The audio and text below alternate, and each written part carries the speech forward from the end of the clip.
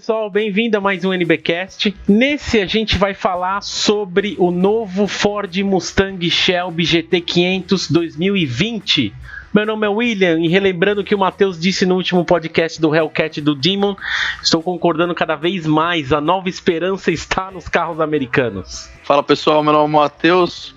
Ô Will, se eu falar pra você que o Chimie comprou o GT500 só pra colocar o V8 do Mustang no Ford GT, o que você me diz? Ia ser engraçado, aliás, isso é uma boa discussão, né? Mas então a gente tá falando dessa nova geração. Esse novo 2020 não tem mais a cooperação do Carroll Shelby, já que ele faleceu em 2012, né? Desde então a Ford falou que é aquela história marketing de empresa, né? Que jamais construiria um GT500 novo, que sem Carroll Shelby não seria a mesma coisa, aquela ladainha de montadora. Tipo que a Chevrolet falou que jamais construiria de novo um Camaro 4 cilindros, que aquilo foi um absurdo na época da crise do petróleo. Bom, já existe na geração atual 4 cilindros, tá? E a Lamborghini também disse que também jamais se renderia os híbridos. 6 meses depois, na época ainda da administração do Steve Wilkeman lá, ele apresentou aquele Asterion, que era o híbrido como conceito, e lançaram recentemente o Sian, né? Que é, entre aspas, uma Aventador híbrida, né? E também a sucessora da Aventador vai ser híbrida também. Então eu costumo até dizer que isso é tudo marketing barato dessas montadoras, né? The new Shelby GT500, and I am very excited to announce that I am going to make the commitment to adding one of these to the garage. Então a Ford lançando o novo GT500, a Ford decidiu juntar 3 divisões dela, né? Que é a ST, a Street Technology, como exemplo Fiesta ST, a RS, que é Rally Sport, exemplo Focus RS, e a Ford Racing, que é a divisão de corrida. Ela juntou as 3 e criou a Ford Performance, né? Então os carros envolvidos ou apimentados recebem na soleira do carro e no motor a plaquinha Ford Performance. Carros que já receberam essa plaquinha, por exemplo, Edge ST, Explorer ST, Fiesta ST, Ranger Raptor e agora o GT500, tá? Vai ter também no 350R, no Ford GT, mas são carros que veio depois que a Ford decidiu juntar tudo aí, né? Bom, esse carro ele muda um pouco a proposta referente ao modelo anterior. O anterior eu tive a oportunidade de dirigir, é aquele carro que é um canhão de reta, né? Mas é sofrível em curva. Eu acho o anterior lindo, maravilhoso, mas você tem que fazer algumas coisas nele para deixar ele um bom carro, porque ele é bem perigoso, tá? Uma das coisas que eu faria e que o pessoal fez muito lá fora é trocar o conjunto de suspensão e amortecedores, né? Nos Estados Unidos o pessoal colocava o do Boss Laguna Seca, ou então recorria a Roush, né? Que é uma preparadora lá. Então essa geração mais nova 2020 foi revelado esse ano, 2019, no Salão de Detroit, no início do ano. Fiquei surpreso com a quantidade de carros que a Ford produziu, esses pré-produção, porque tem vários vídeos na descrição aí, tá? Tem Chimie, tem até do Carlos Lago, eu colocando na descrição, tem do Jay Leno, tem Doug DeMuro, e tem alguns outros, tipo Stang Mode, tem o Engineering Explain, que é muito legal, que eu vou comentar mais pra frente, Redline Reviews, Motor Week, essas questões aí, deixe-me ver, porque assim, no vídeo do Chimie do pessoal, eu falei isso que eu fiquei surpreso com a quantidade de pré-produção, porque tem uns 30 carros ali, a apresentação foi o teste mesmo em Las Vegas, né? Vale lembrar que esse novo GT500 foi banido da Europa por emissão de gases e ruídos. A Chevrolet está tentando, em paralelo, homologar o Corvette novo, o C8, que a gente vai falar num futuro NBcast aí. A Chevrolet também está tendo problema com peças, atrasos. Eu vi que já atrasou o C8. Gente que recebeu o carro agora em dezembro vai receber só no fim de janeiro. A Ford também está com atraso. Bom, sem falar no Ford GT, que é a piada nossa aqui, mas ela também está com problema na Explorer também. Teve um recall já e estão atrasos também. Carros que eram para ser entregue agora, vai ser só ano que vem. Então vamos ver como é que vai ser tudo isso aí, né? So apparently this is the most powerful street legal vehicle Ford has ever sold. Teve a apresentação dele na Europa lá no Festival of Speed, né, em Goodwood, até o Ken Block dirigiu bastante o carro, falou bem pra caramba do carro, e veio assim com muita coisa pra provar, acho, né, porque é o primeiro GT500 que tá vindo, que é um carro icônico, né, dá pra falar, eu não sei, mas antes existia o Ford GT. Se você desconsiderar o Ford GT, até o de 2004, esse mais atual, que eu até fiz a brincadeira do Chimie, eu acho que o Halo Car, eu já tinha escutado outras pessoas falando disso também, mas o Halo Car da Ford justamente era o GT500, que pega o carro, um dos carros mais icônicos da Ford, né, que é o Mustang, um ícone americano mesmo, né, não tem como negar, e tipo, é o mais potente, com mais torque, com maior velocidade final, melhor 0 a 100, né. Então, todo mundo estava na expectativa, como eu falei, porque é uma geração nova. Até tem um vídeo do Jay Leno que ele conversa com o cara responsável, né? Até o cara é diretor de ícones, né? Achei legal o cargo dele. Até ele fala, o Jay cumprimenta ele lá, ele fala, você tava lá em Le Mans, né? Você foi uma das pessoas responsáveis pela vitória em Le Mans. Aí na hora eu pensei, então foi você que aumentou a pressão da turbina, né, seu safado? Mas tudo bem. E tipo, é um conceito novo no Mustang, suspensão independente, né? Ele até fala que eles tiveram que fazer isso para tornar o Mustang realmente um carro global, e até é meio engraçado pensar que eles tiveram que passar por essa tradição de mexer na suspensão do Mustang, né? Porque a galera gosta daquele eixo vivo, né? Que fala, né? Atrás por causa de arrancada, mas era um carro meio sanguinário de fazer curva, né? Até uma piada meio que já clássica da comunidade automotiva, Mustang saindo de evento, né, nos Estados Unidos, normalmente dando uma rodada, né, na saída desses eventos, quando a galera dava a pé, porque realmente é um carro mais de reta, né, principalmente o GT500, né, mais canhãozão. Então essa carroceria nova, nessa geração nova, com suspensão independente, tornaram o carro global, mas o carro foi banido na Europa, né, até tem uns vídeos muito legais do Chimie, o Chimie comprou o carro, como eu falei, tem essa ideia de deixar o carro nos Estados Unidos por alguns anos, e de repente, dependendo do que acontecer, se a Inglaterra sair ou não da União Europeia, ele pode estar levando esse carro para a Inglaterra, né, mas por enquanto ele vai estar curtindo o carro nos Estados Unidos, né, entrega só no ano que vem, né. Então, uns números aí que eu achei bacanas pra caramba, passou a potência do Hellcat, né, não é do que o Red Eye, aliás, ele não é mais tão potente quanto o Demon, né? O Demon lá são 840 cavalos, mas como a gente falou no ele não passou a potência do Red Eye, ele passou a potência do Hellcat normal, né? Isso.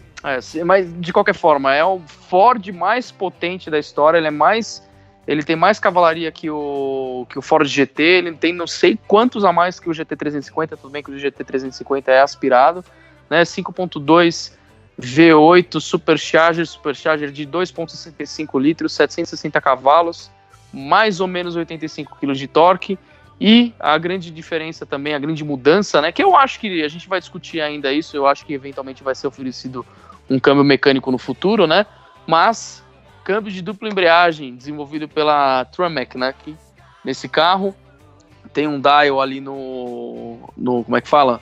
No console central, que é parecido com outros modelos da Ford, até o Ford GT usa aí para selecionar. Acho que até o Carlos Lago fala que porque não é necessário você ficar mexendo numa alavanca atrás do volante, é uma operação mais rápida, né? Achei interessante, a gente vai discutir a respeito do câmbio.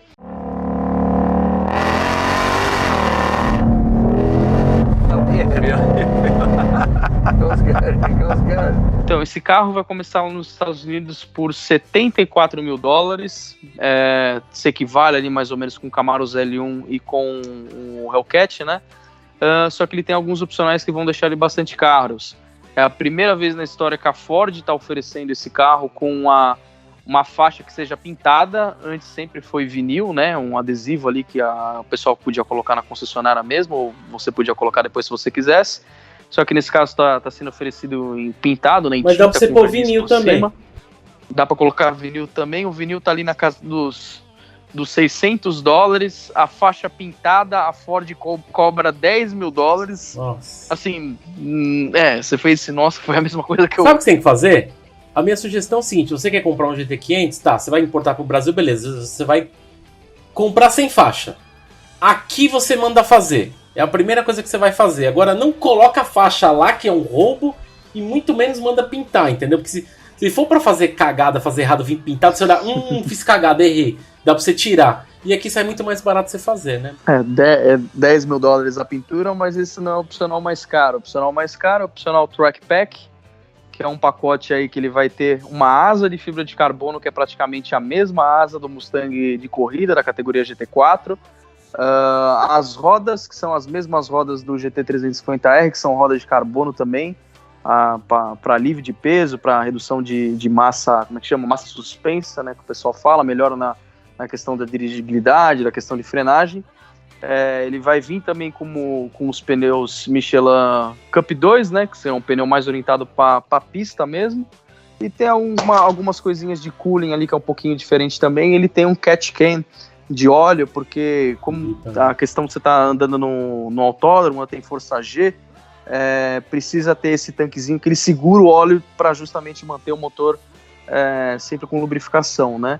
E ele tem alguma coisinha ali na frente também que muda de um splitter, que eu não vi ninguém falando em nenhum dos vídeos, para ser sincero. Isso eu descobri mexendo no configurador, né? Ele é o desenho é um pouco diferente ali no splitter. Eu tinha visto que vai ter um negócio do wheel lock, que é um negócio que tem na roda também, talvez como segurança. O painel eu vi de fibra de carbono, não vai ter banco traseiro. Os bancos são recaros nesse pacote.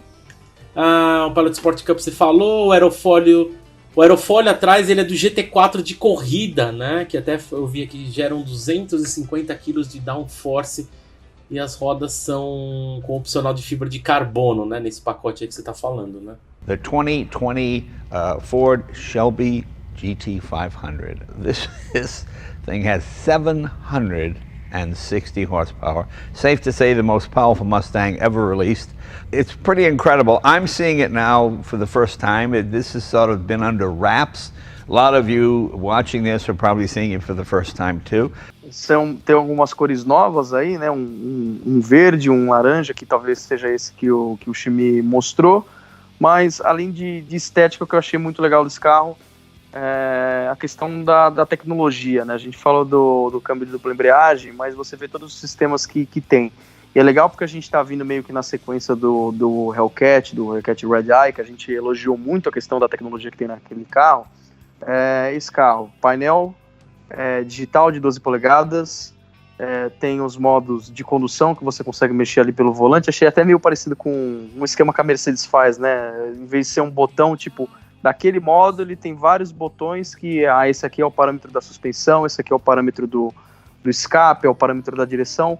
Então você consegue mexer ali no lado esquerdo, você vai ter do lado esquerdo do volante, você vai ter 2 botões, um é para suspensão, você consegue deixar a suspensão no modo Sport, no modo normal e no modo Comfort, Standard, se eu não me engano. Os modos de direção, que é o modo Sport, o modo normal e o modo Comfort, né? Que ele, como a direção é elétrica, né, ele mexe alguns parâmetros ali para deixar a direção menos afiada, mais relaxada, dependendo da condição, né? The Ford Mustang is in its 55th year of production, and what better way to celebrate than to release the most powerful production model ever.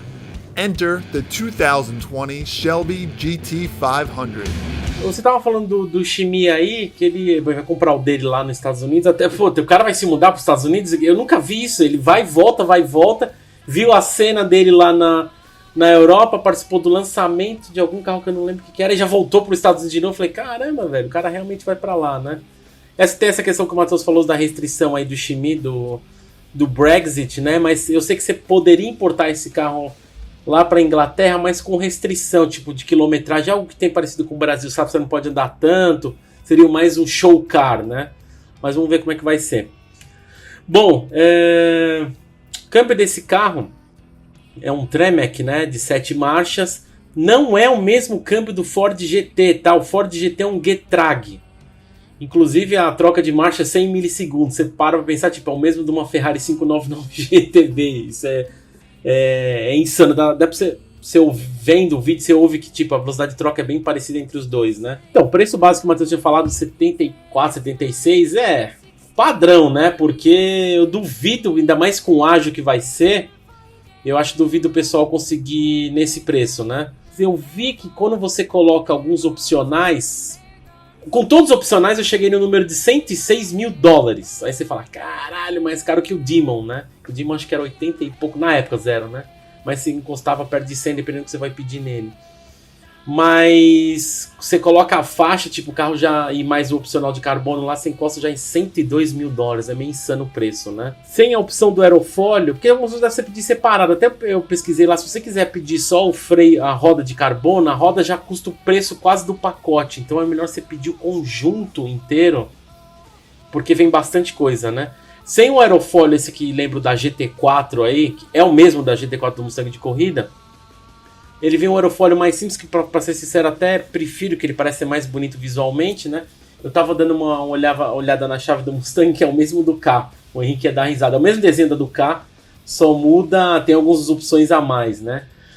O bizarro, que é como o Matheus falou que na introdução aí, que esse carro é V8 Supercharger e o Ford GT é V6 EcoBoost, entendeu? Então, tipo...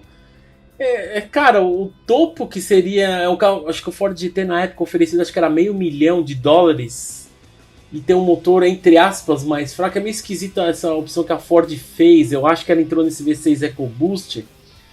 Não sei, eu ia até perguntar isso pro Matheus, se isso não for alguma restrição de Le Mans, porque eu acho esquisito, cara. Eu não sei se a Ford estava se preparando para o downsize, depois ela desistiu, aí falou, aí já era, desenvolvemos um V6. Que eu acho muito bizarro, né? Porque esse motor desse carro do Mustang, ele é 5.2 Supercharger V8, são 760 HPs e 86.3 kgfm de torque, né? É basicamente a mesma potência do Aventador. O Aventador tem menos torque porque é motor aspirado, não é sobrealimentado, né?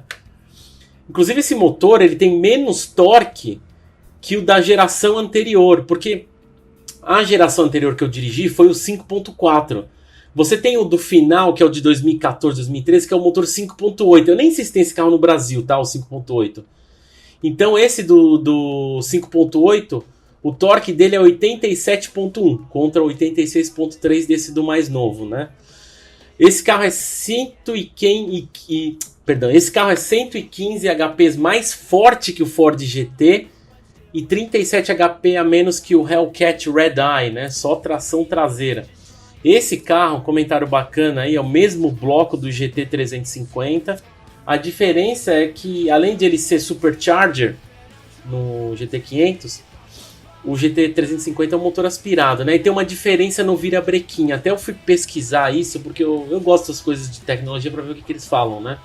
O virabrequim no GT 350, eles chamam de Flat Plane Crankshaft. E no GT 500 é Cross Plane Crankshaft, né?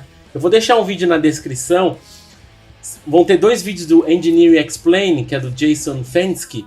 Mas um deles ele explica, num vídeo mais antigo, acho que é de 2016, que ele explica a diferença entre crossplane e o flat plane, né? Mas basicamente para você entender, caso não queira ir atrás, no GT350, que é um flat plane, a posição do cilindro se repete em duplas. Então 2 cilindros fazem o mesmo movimento de subir e descer na bancada ao mesmo tempo.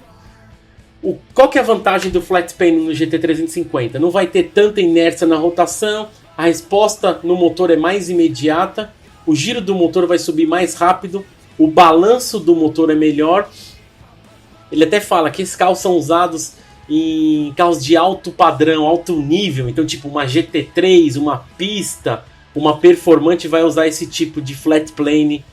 Não sei se eles usam para falar a verdade, mas pela descrição que ele deu, são carros mais caros e tipo carros quase de pistas, né? Eles usam materiais mais leves, consequentemente mexe no equilíbrio do carro, né? No GT500 ele usa o que eles chamam de cross plane. A posição dos cilindros é diferente uma das outras. Então você imagina os 8 cilindros subindo e descendo da bancada, nenhum deles sobem ao mesmo tempo. Imagina uma fileira assim, com os 8 cilindros, né? Óbvio, 4 de frente um com o outro. Mas quando eles estão subindo, nenhum repete a mesma posição. A vantagem disso no GT500, nesse novo, é que o motor é mais suave, vai ter menos vibração, só que produz um virabrequim mais pesado para poder balancear os cilindros. A resposta do motor não é tão imediata e vai ter uma espécie de uma caixa para ajudar a equilibrar o sistema. Então assim, o sistema inteiro é mais pesado, né? Aumenta a altura do motor na bancada por conta dessa caixa aí, da posição dos cilindros, e você vai mexer no centro de gravidade do carro. Então assim, pode até alterar o ronco do carro, né? É interessante essa diferença, mas acho que vale a pena olhar os vídeos na descrição. Não só disso, mas no vídeo do Engineering Explain que ele explica outras coisas, né? Esse rapaz mesmo, do Jason Fensky, ele fala que esse motor dissipa 250 kW de energia, que isso é equivalente para aquecer 12 casas. Você pensa, caralho, é muita energia. Ele até levanta em questão, né? Muito coerente. Vejam o quão ineficiente é um motor a combustão, no sentido de perda de energia, né? Para o pessoal ter ideia, a gente já comentou aqui, mas um motor elétrico aproveita perto de 90% da energia produzida, um motor a combustão algo em torno de 20% a 30%. É complicado, cara. A gente gosta muito dos motores a combustão, mas motor elétrico, assim, referente a aproveitar energia, fora o torque imediato, né? É muito mais limpo, digamos, você não perde limpo no sentido não só de poluir menos, mas ele reaproveita muito mais energia, né? Porque no GT15 você precisa ter um puta sistema para ajudar a dissipar isso, né? Então imagina como que isso funciona, né? One of the more humorous parts about this car is you have an adjustable exhaust volume toggle. You can go from normal to sport to track to silent. Listen to that. It's nice. It's a nice thing to have. It's really funny. Então, assim, no que o Matheus tinha comentado alguma coisa nos botões do volante, né? Então você tem 5 modos de condução: o normal, o Sport, o Track, o Drag, Strip e o Slippery. Cada modo muda totalmente o painel. Lembra até um pouco do Ford GT. Se você for olhar os vídeos do Shimi, ele mostra como que se adequa ao sistema, né? No modo Drag Strip, aliás, antes de falar disso, esse carro tem Magnet Ride, tá? Então ele se adapta à suspensão. Tem um negócio muito bacana. O Magnet Ride alivia um pouco as suspensões traseiras na hora que vai fazer a largada para dar mais grip. Eu entendi o sistema. Eu entendi que é tipo assim, ó. Eu li vários vídeos para entender isso. O Magnet Ride, como eu falei, é aquela suspensão aquela viscosidade que tem dentro da suspensão que muda o comportamento do carro, né? Qual que é a ideia nesse carro? Nesse modo Drag Strip, ele deixa as suspensões traseiras, esse líquido, ele deixa no sentido mais mole. Quando você vai fazer a largada, todo o peso vai para trás. Normal, né? O carro tende a empinar, entre parênteses. Ou seja, todo o peso vai para trás. Quando o peso vai para trás, a suspensão dá uma baixada, certo? O que acontece? Na hora que dá uma baixada, o Magnet Ride ele trava a suspensão é como se fosse assim. Ele deixa o carro mais empinado propositalmente na hora da largada para ter mais aderência, né? Então, assim, no modo Drag Strip, o carro vai largar na melhor perfeição possível, ter maior aderência, né? Nos vídeos que estão na descrição, todo mundo fez aquele teste no próprio Drag Strip lá mesmo, né? Que é fazer o burnout para aquecer o pneu para ter mais aderência.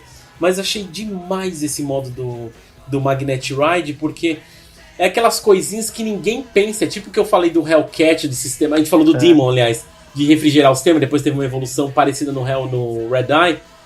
É aquele tipo de sistema que o americano pensa. Caramba, eu não vi nenhuma empresa europeia ou japonesa pensando nisso, né? Então, me encanta nessas coisas, né? Não, é porque eu queria fazer justamente esse paralelo com o Hellcat, porque tinha aquela questão que ele já deixava...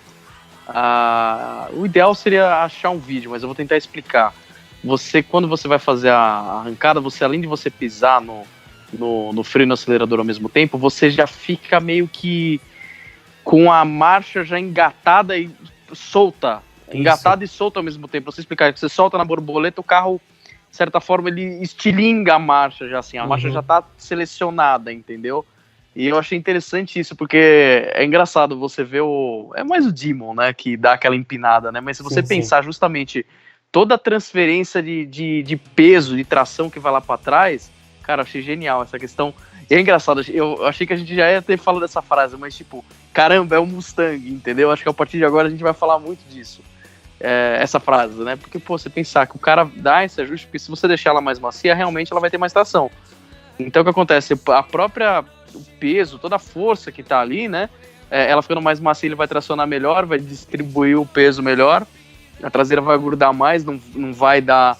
ele vai literalmente sair mais em linha reta, entendeu? Ele vai maximizar toda a tração.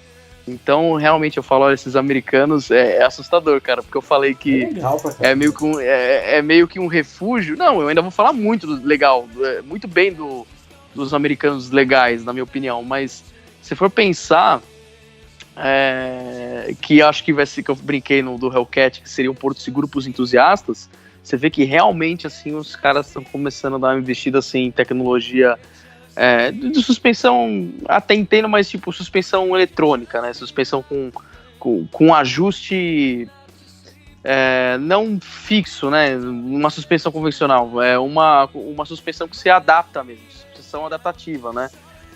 E a própria questão do câmbio que a gente falou, mas continua falando dos modos aí. Segundo a Ford, esses são os maiores discos de freios em um carro de rua 2 portas. Bom, isso é uma mentira, fake news, tá? Quando ele falou isso, eu falei, peraí, deixa eu ver isso aí. Olha o americano mentindo, todo mundo gosta de mentir, né? Eu falei, deixa eu ver o americano mentindo aí. Mas vamos pegar a medida, vamos buscar, né? Então eu vi aqui, o GT500 2020, ele usa 16 polegadas e meia e 6 pistões na frente, né? Então assim, na hora que eu pesquisei, tem 2 carros assim, tem 2 carros fatais que eu duvido que o Mustang seja maior. Bom, um deles é o Bentley Continental, que acho que muita gente sabe que o Bentley Continental teve por muito tempo os maiores freios de um carro de rua, né? Então o Bentley Continental, os freios da frente, curiosamente é a mesma medida, 16 polegadas e meia. A diferença é que o Mustang na frente tem 6 pistões, o Continental tem 10 pistões, tá? Então assim, é outro nível, né? Aí eu falei, bom, mas óbvio eu tenho que buscar mais um outro carro, né? Bugatti Chiron. Aí eu falei, esse eu duvido, mas vamos lá, né? Essa é a prova. Tá, o Chiron também tem a mesma medida e tem a mesma quantidade de pistões na frente também que o Bentley Continental. É 16.5 e 10 pistões na frente. Aí eu falei, beleza, agora vamos comparar com os freios de trás, né? Então eu vi lá, o Mustang é 14,5 atrás polegadas e 4 pistões. O Bentley Continental atrás é maior, é 15 e 4 pistões. Então é meia polegada a mais o Bentley Continental. Agora quem ensina todo mundo no de trás é o Chiron. Enquanto então o Bentley Continental, que é meia polegada a mais em 15, ele é 15 polegadas, né? O Chiron é 15 polegadas.7. Então o maior freio de rua. E eu tô falando Chiron normal, eu nem busquei o Super Sport porque não saiu medida, tá? Eu não duvido que o Super Sport 300 seja maior ainda os freios, sabe? Pesquisei alguma coisa referente a peso, que eu vi o pessoal falando, nossa, o GT500 é muito mais pesado que o 350. Tá bom, eu achei o peso do GT350, 1.719 quilos. É relativamente pesado, tá? Para um carro aspirado. Aí eu fui buscar o peso do GT500, 1.892. O GT500 é 173 quilos mais pesado que o GT350. Até o rapaz do January Explain lá, ele fala, que ele perguntou lá na Ford, mas por que tanto? 173 quilos? Porque, algumas questões, né? Por conta do câmbio de dupla embreagem, que é bem mais pesado, que você tem que trazer junto um supercharger, e você tem que ter mais filtros. Aí você pensa, esse é um carro que tem um body kit um pouco maior, as rodas são maiores e os freios são maiores, né, também. Outras questões também, a maneira como abre o capô, eu achei interessantíssimo, que é que você abre a alavanca lá e depois você aperta 2 botões ali na frente. Então, mas eu achei engraçado essa questão desses latches que ele tem na frente, porque ele tem, você vê no próprio vídeo do Chimia ele mostrando, ele tem que colocar a mão ali onde seria no convencional, né? Você tem que jogar aquela leitinha que fica no centro ali para conseguir levantar. Eu dei uma olhada, foi falado de questão de velocidade, de downforce, e a Ford colocou aquilo ali como uma medida de segurança, sabe? Para o capô não levantar. Não sei se já aconteceu de algum GT500 muito preparado em alguma prova de altíssima velocidade, o capô ter levantado aí, que eu não duvido que aconteça, eles possam ter colocado isso aí, né? Já que estamos falando dessas questões de pista também, eu falei lá do catch can, né, para segurar o óleo na questão da força G no circuito, jogando o óleo para lá e para cá, para conseguir ter como segurar aquilo ali, continuar lubrificando o motor. A asa é a mesma do GT4 de corrida, Mustang GT4 de corrida. No vídeo do Jay Leno ali é legal que você vê que realmente ela é presa ali, a parte da prateleira, né, nos suportes, ela tem alguns parafusinhos ali que provavelmente deve vir alguma chavinha junto com o carro, para você fazer o ajuste manual ali, né. Você estava fazendo essa comparação com o GT350, como é um carro que, você falou da questão do calor também, de energia dissipada, né, esse carro, o cara da Ford no vídeo de Geleno fala que ele tem 50% a mais que o GT350 de área exposta na dianteira do carro, justamente para essa questão do cooling. Ele fala, acho que são 7 radiadores que vão nesse carro, tanto para o motor como para o supercharger. tem radiador de câmbio, tem radiador de diferencial, tudo isso é arrefecimento porque é uma coisa de muito estresse, né? Ele fala também o drive shaft, né? Não é diferencial, o eixo cardan, né? Por assim dizer, de fibra de carbono nesse carro. Até ele fala que ele não gosta de fazer controle de largada. Eu acho que se o Paulo Corne estiver escutando a gente, porque eu falei, pô, Paulo, faz um launch aí com o carro, né? Ele falou, não vou fazer launch com o meu carro porque eu não quero colocar estresse no powertrain do meu 911 Turbo. Porra, o carro é feito pra isso, já. Os caras fizeram 100 controles de largada lá, mas tudo bem. Então o próprio Dileno fala, cara, eu não gosto de colocar realmente, eles falam wear and tear, né, que seria tipo desgaste mesmo, assim, estresse em cima dos componentes. O cara da Ford, ele não falou que o negócio vai durar pra sempre, aliás, mas ele fala que realmente é muito resistente. O próprio sistema de dupla embreagem que eles desenvolveram desse câmbio aí é pensado também essa questão do sistema de controle de largada, mas é isso aí, muito cooling na frente, né? Até engraçado, eu sei que a gente vai falar de estética mais pra frente, mas vamos voltar pros modos. Tem a questão, você já falou do modo drag, né? Tem o track, que ele vai estar... achei engraçado o que ele falou, você acha que vai ser no track que vai ser o mais extremo? A programação do pedal do acelerador desse carro, ela é um pouco menos afiada, por assim dizer, sabe? Ela é menos responsiva, assim, tão explosiva, justamente para você conseguir ter uma dosagem, assim, talvez você conseguir se sentir mais confortável de botar o pé no fundo um pouco antes, numa saída de curva ali, para não ser justamente um carro muito porra louca, né, como a gente fala, né? Então tem essa questão também, vai mexer com alguns... Já mexe diretamente com alguns parâmetros da suspensão, mas se você quiser, você pode andar no modo mais extremo, que seria o track, e colocar a suspensão no modo mais confortável, né? Suspensão adaptativa, eletrônica, aí como a gente falou, então dá para você ter um conforto, mas andando no modo mais agressivo. Aí o Sport ali seria o modo mais... Antes de entrar no Sport, aparece a mensagenzinha lá na frente, e quando você coloca no track, que ele fala, para uso na pista somente. Aí o cara da Ford no Dileno fala, realmente isso aí é por uma questão legal, mas porra, todo mundo que você vê os reviews, você vê que ele tá com o tacômetro, né? Porque ele mexe também no painel digital e ele deixa aquele contagiros mais de carro de corrida, né? Então, eu falei, pô, tá todo mundo andando na rua assim, mas ele falou, por uma questão legal, né? Realmente, né?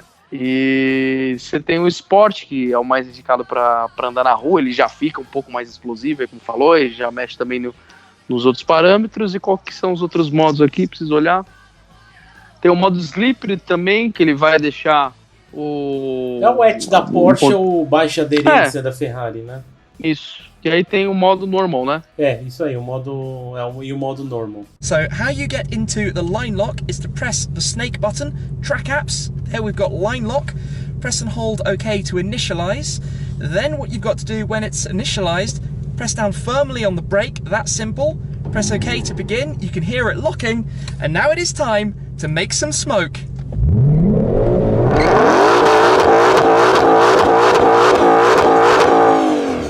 Eu tava vendo o vídeo do Doug DeMuro. O Doug DeMuro é sempre uma surpresa, né?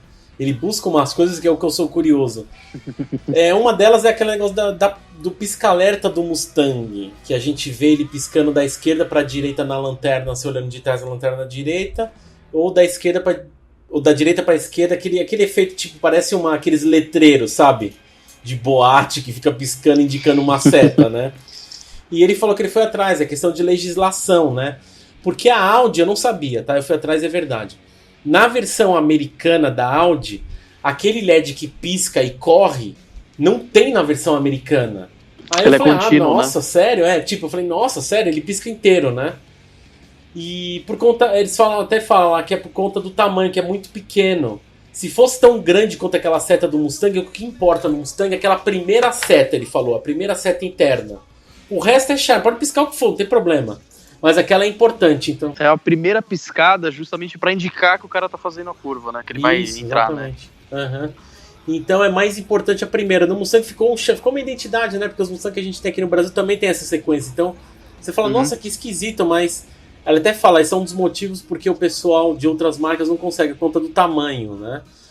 Bom, algumas coisas no volante, aí tem um botão lá que é o desenho de uma cobra, né? O modo cobra lá, que é a Naja, né? Que é um modo configurável. Você tem no volante mesmo desde cor do painel, questão do shift light, modo do escape, modo de condução. É tipo um botão lá que é tipo esse que você cobra, você faz o que você quiser, né? Você pode colocar, é tipo um botão configurável, o botão AMG ou aquele botão M que tem nos volantes da BMW, né? Outras coisas, botão no volante com desenho de um volantinho, né? Que você tem alguns modos também de resposta no volante, que é o modo normal, Sport e Comfort. E o de suspensão, que você tem o modo normal e o Sport, né? Lembrando que eu falei, esse carro ele tem Magnet Ride, então no modo Sport o carro vai ficar com a suspensão um pouco mais dura, né? E você tem também no painel ali 4 modos de escape. O normal, o Sport, o Track e eu acho que, se eu não me engano, o quarto chama Quiet, se eu não estiver enganado. Isso mesmo. Então a ideia é tipo... O Quiet seria para... Cara, é simplesmente você vai dar partida de manhã, ele deve urrar o motor, mas já abaixar logo em seguida. E o mais estranho é o Track, que é o mais da hora, né? Então eu fico imaginando o pessoal trazendo esse carro pro Brasil, alguém vai trazer com certeza, e vai fazer tipo... Cano reto. algo do tipo, ou cano reto com válvula. No Track vai estar tudo aberto, então vai dar aquela partida e aquele barulhão, né? No vídeo do Ximi, eles fizeram algo que eles fazem como a McLaren faz, né? Quando ela lança um carro novo. Então ele mostra todos os componentes separados assim. Eu achei legal porque você tem ideia de como que tudo funciona. Até o próprio sistema de navegação lá, ele mostra como que funciona tudo mais. As peças do câmbio, você vê as engrenagens expostas lá do câmbio Tremec, né? Então é legal pra caramba ver isso, que a McLaren expõe tudo. A McLaren coloca até o peso, né? Nas versões LT. Isso aqui pesa não sei quanto, você pode até levantar assim para ver o peso, né? Até deu para ver o detalhe na roda de carbono ali também. Sistema de navegação Sync, que isso tem desde sempre, e eu sempre achei o da Ford uma caca de tudo. O do Ford GT mesmo é um lixo, porque você vê até no vídeo do Ximi, naqueles de exibições, que o cara aperta e ele demora para mudar. O processador é lento, é horrível. Agora parece que está bem melhor, né? Mas o Carlos Lago fala que parece que é uma versão atrasada ainda. Mas você percebe, velho, perto do que tem hoje, sabe? Sistema tipo da BMW, da Audi, da Mercedes são muito bons. Se bem que o da Mercedes a gente... comparar, né? Lembra que a gente comentou da Mercedes, a AMG GT-R Pro, que era lento pra caralho? Não sei se você lembra, o Ximi tava mudando e demorava. Eu falei, nossa, você até desiste, o tempo que demora, né? Now, this engine shares the block with the motor that's in the Shelby GT350, which is naturally aspirated, but as you can see, there's now a big 2.65-liter supercharger strapped to the top of this thing, and Ford says that they've also redesigned the internals. They've also made it a cross-plane crank, so the flat-plane crank that you get for the 350 has been changed to just a more conventional cross-plane crank. Tem a questão dos bancos também, que são opcionais, né? Tem esse recaro manual. Nossa, que bizarro. Tem algumas coisas que daqui a pouco eu vou começar a discutir estética e preço, aí vai começar a ficar meio complicado, né? Os bancos manuais, você não leva a gente... no Trackpack você falou que não leva a gente atrás, eu achei engraçado que tem um adesivinho lá, falou tipo, não sente aqui. Aqui mas não é pra sentar, né? É coisa do americano. Ele vem standard, né, com banco com ajuste elétrico, que se você quiser você consegue... É engraçado, tem... O Doug Demuro fala, olha, se esse carro aqui não tivesse o banco recaro, nesse lugar aqui estaria o botão pra... o cara não tá nem aí, eles colocam um plasticão lá, tipo, não tem problema, entendeu? Mas no que vem com o opcional tem um botãozinho. Você falou do escapamento, cara, achei que você é um cara tão ligado em ergonomia, eu achei que você ia falar dos botões. O Carlos Lago reclama lá também, porque você acha que aquilo ali é um switch... Vamos supor, eu lembro que do Nissan GTR, quando você conseguia mudar o modo tanto pra cima quanto pra baixo. Nesse aí, você só consegue passar ele pra cima. Então, tipo, você quer vamos supor, o Quiet, ele fica acima do Track. Aí se você tá no Quiet, no modo de escape, pra você chegar no Track, você tem que subir outro, aí você chegou no Track. Você quer mudar os modos, a mesma coisa. Mas eu acho entendeu? que dá pra descer, não dá pra ir num caminho contrário? Não, o Carlos Lago mostrou. Ele falou realmente só dá pra fazer isso. Não sei se talvez você apertando, trocando rápido, ele não chega a passar nos modos. Então, por exemplo, tá no Quiet, você quer ir pro Track, se você ele não passa, sabe?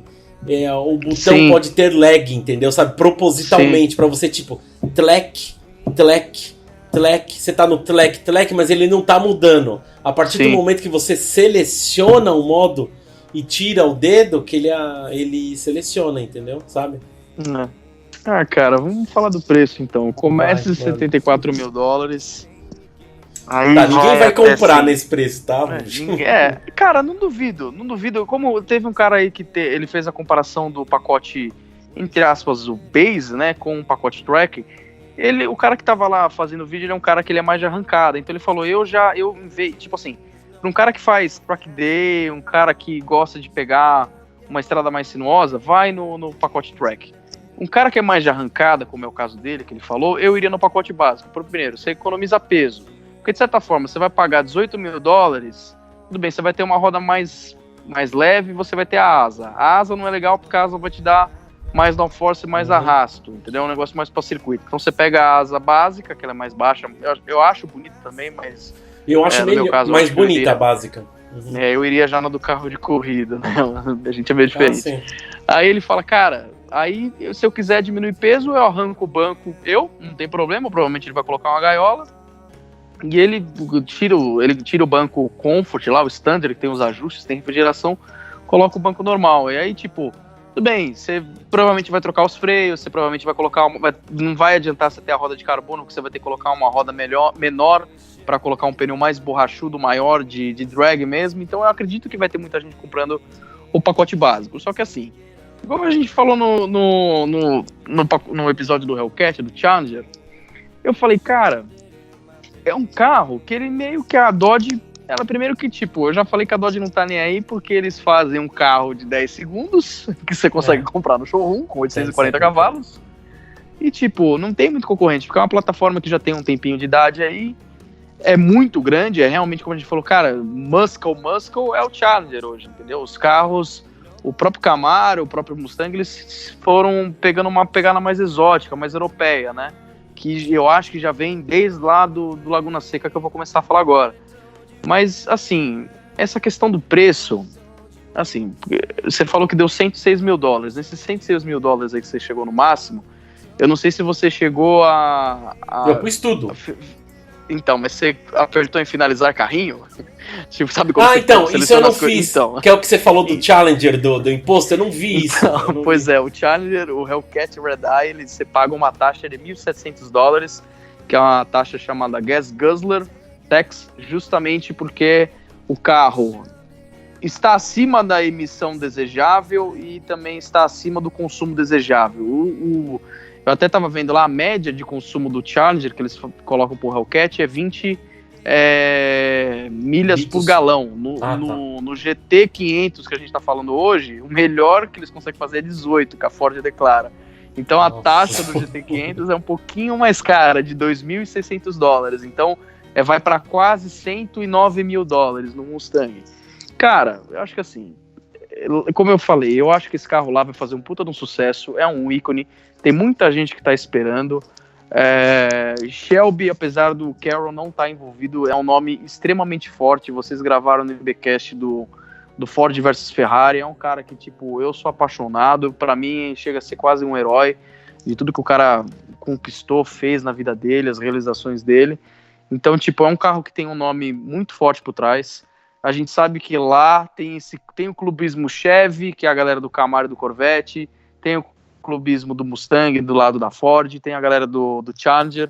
Então, tipo, tem muita gente que está esperando esse carro, pessoas que são apaixonadas por esse carro e estão dispostas a pagar o que a Ford pedir nesse carro.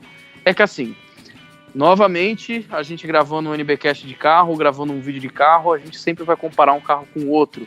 E eu já falei isso várias vezes, muitas vezes a gente soa como pode soar, na verdade, como arrogante, que a gente fala, putz, isso aqui é uma porcaria. Porque assim, se você comparar uma coisa com a outra, um vai ser melhor e o outro vai ser pelo menos um pouco melhor. Então o que acontece? Se for parar pra pensar, 100 mil dólares, com 100 mil dólares você compra, vocês vão pensar, o que eu consigo comprar de exótico nos Estados Unidos? A primeira coisa que eu pensei, Matheus, Porsche. Eu entrei no configurador da Porsche e falei, cara, vai dar pra pegar um Carrera S, né? Cara, o Carrera pé de boi, de entrada, começa em 97 mil dólares nos Estados Unidos. Acompanhando um pouco do podcast do Matt Farah e do que ele tem postado, porque ele testou algum desses carros do ano para Road Track, ele não chegou a pôr a mão no Mustang, né, que o lançamento do Mustang foi agora, nessa semana aí, Então ele não falou muito a respeito do carro, mas ele faz muito comparativo de carro americano com carro europeu, justamente porque ele testou o C8, que a gente ainda vai falar. Então meio que já adiantando um pouco da minha opinião pro C8, mas em relação ao carro americano no geral, pensando em Mustang, pensando no Corvette, pensando no Charger. Cara, não tem como negar que, tipo, cavalo por dólar, eles vão ser os melhores disparados, porque o que você tá comprando mesmo ali é um puta de um motor desenvolvido, que um motor que aguenta pau, é um motor que aguenta preparação, praticamente já tá vindo com preparação de fábrica, que o próprio Heleno fala, cara, antigamente você tinha que ir nas preparadoras, na galera do mercado aftermarket de peças, para às vezes até tornar o carro mais confiável, resolver alguns problemas que vinham crônicos no carro, mas a galera acabava comprando e, tipo, tinha uma indústria fora das fábricas, né, fora das montadoras que tinham essas soluções de performance, de confiabilidade para esse tipo de carro. Hoje esses carros estão praticamente vindo prontos de fábrica.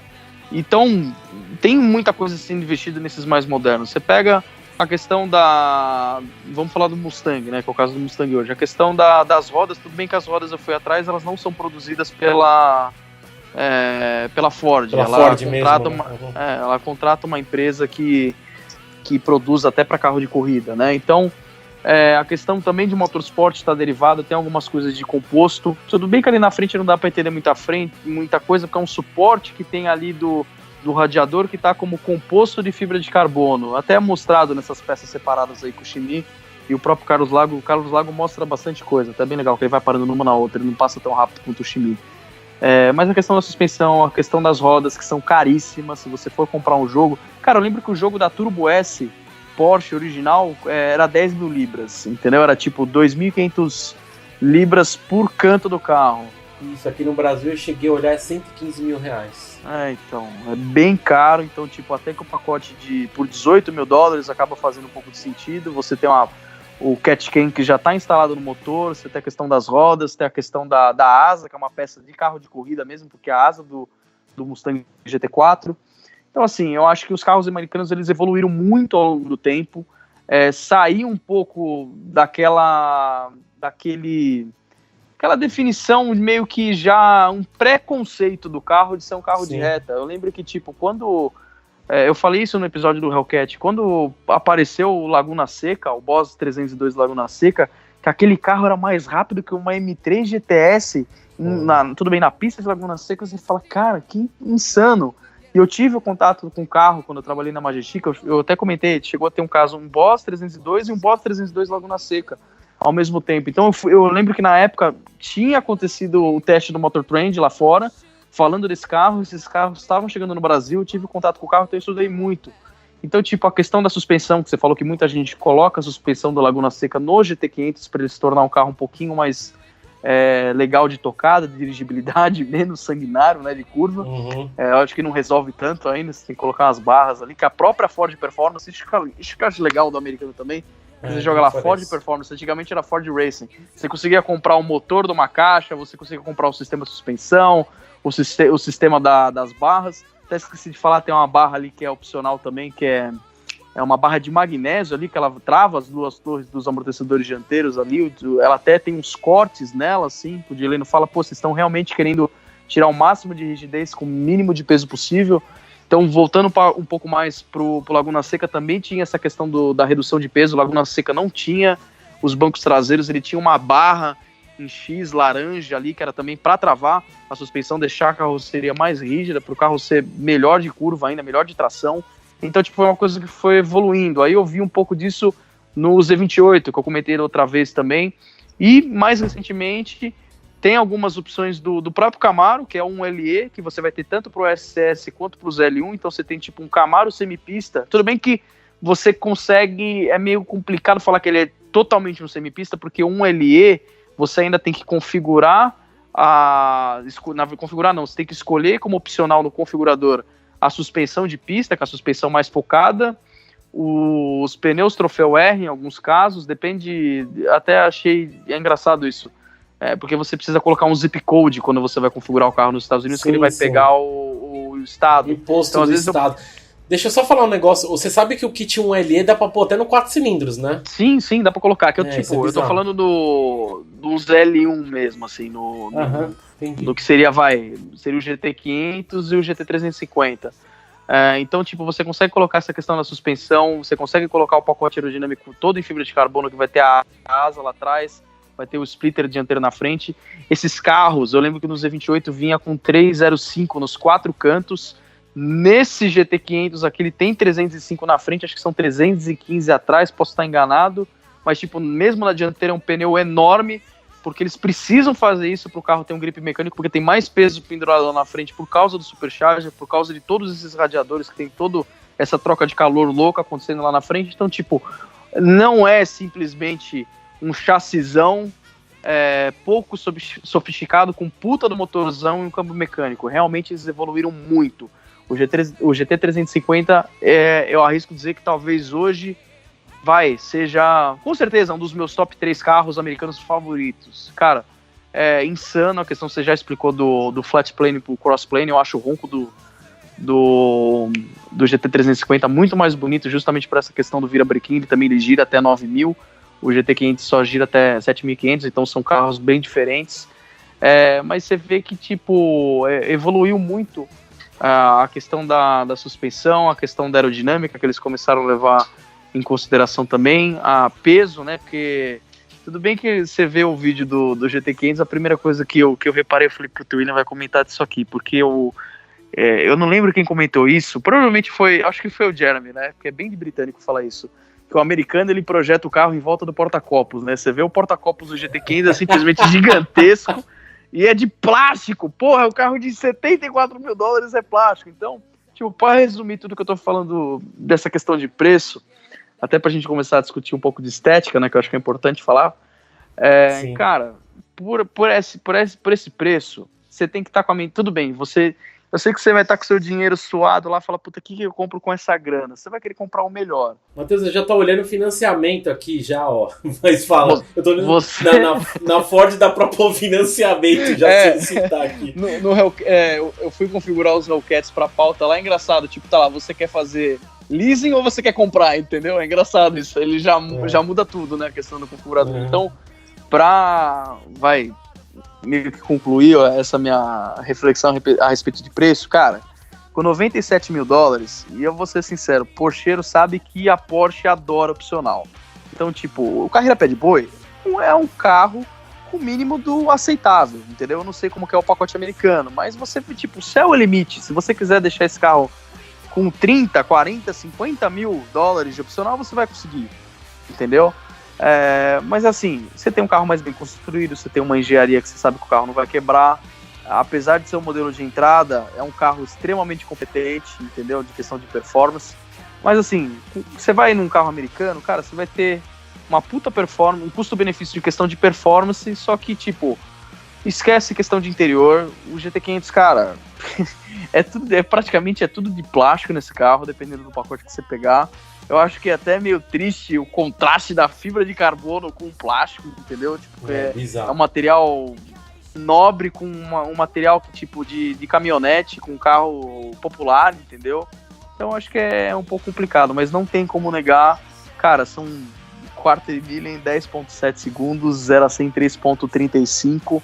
A velocidade final agora eu não me recordo, mas é isso que eu tenho pra falar de carro americano, cara. Yes, this car still has the famous Ford Mustang sequential turn signals that light up one, then the next, and then the next. Now, in previous videos, I've talked about how other automakers were not allowed to use these turn signals, so why is Ford? The answer is that the regulation governing these turn signals is all about the first turn signal flash.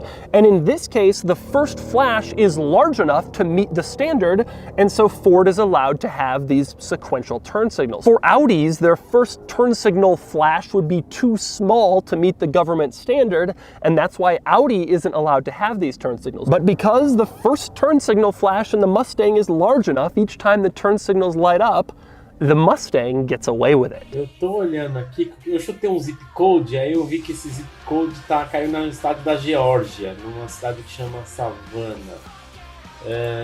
Cidade mal assombrada dos Estados Unidos. É mesmo? Eles falam que é a cidade com mais ocorrências de eventos paranormais. Aí eu vi que essa cidade não tem lease, mas tem financiamento. Até eu vi aqui, você dá uma entrada de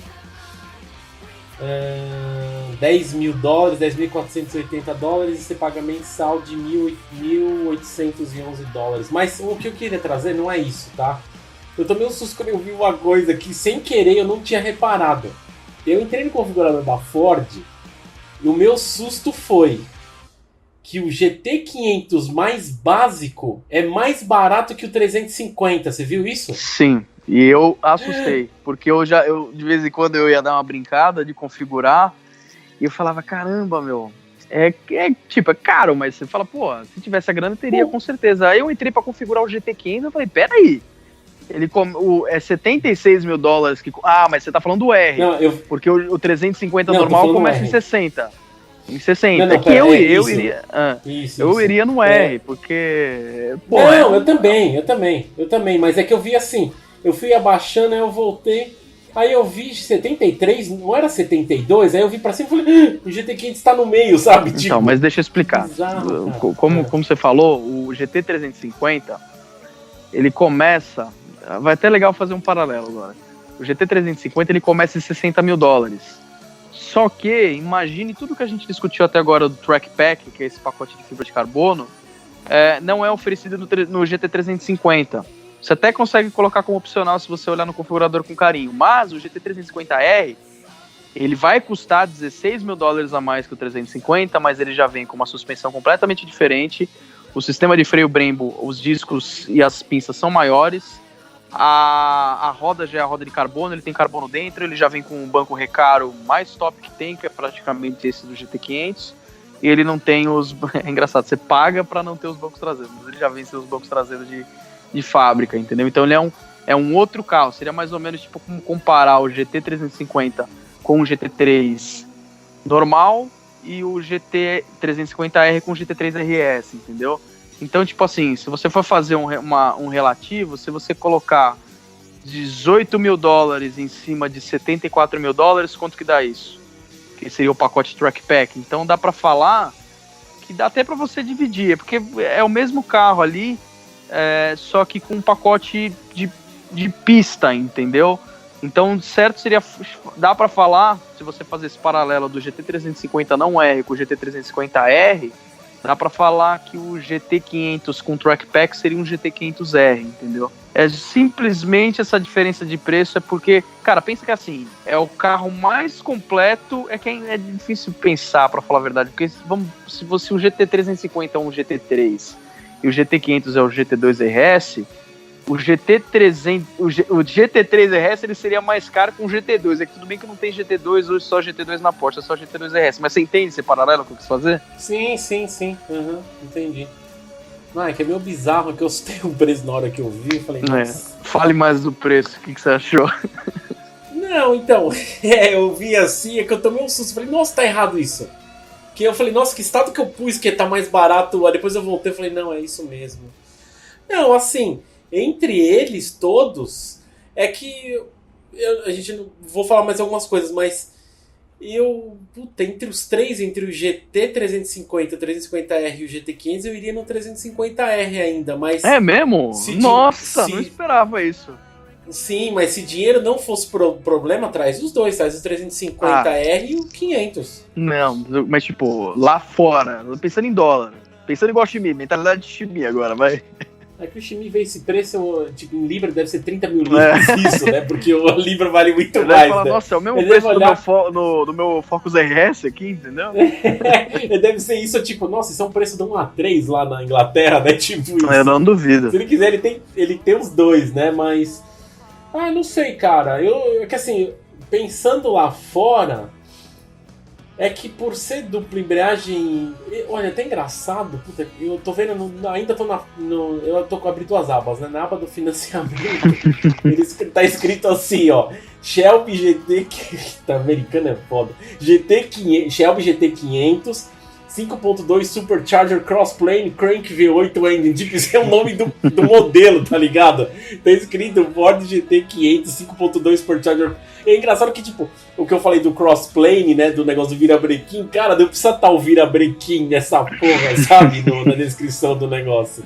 Não, mas precisa estar. Sabe por quê? Por quê? Já até imagino, porque deve ter o catálogo. Ah, não vai falar que tem isenção, porque um é plane break e outro é crossplane. É porque deve ter o catálogo de peças, porque eles dividem o mesmo bloco, o GT350 ele divide o mesmo bloco com o GT500, só que muda ali cabeçote, comando de válvula, virabrequim, então tipo é pra identificar, porque pode ser que o bloco, se você olhar no catálogo friamente, porque lá os caras vendem o motor inteiro, se você quiser. Se você olhar no catálogo, o bloco deve ter o mesmo número, mas eles devem ter que colocar essa especificação técnica do virabrequim justamente para diferenciar um bloco um motor do outro, entendeu? Um carro do outro. Mas eu entendi o que você quis dizer. Não, é porque você tá falando do motor completo na caixa. Tem um amigo nosso que tem um GT500 aqui que ele é bem mexido, né? Eu já até sei o que anda pouquíssimo, então. É aquele que anda com radial de... Quando eu vi, eu falei, não, você não tá fazendo isso, velho. Não, e ele é engraçado. Cara, com pneu de arrancada, pneu Nitto, velho. É, com Nitto. É o pneu do Demon, velho. Ele anda com o pneu do Demon. Tá maluco, eu lembro que eu falei, acho que pro filho dele, que apareceu um outro dia lá. Aí eu comentei com ele, cara, você tá ligado que o pneu do carro do teu pai usa o pneu do Demon? Ele falou, sério? Vou falar pra ele. Aí eu falei, pode falar, porque é pneu de drag, velho. Ele tinha dito, o pai dele tinha me dito, importei pneu de drag.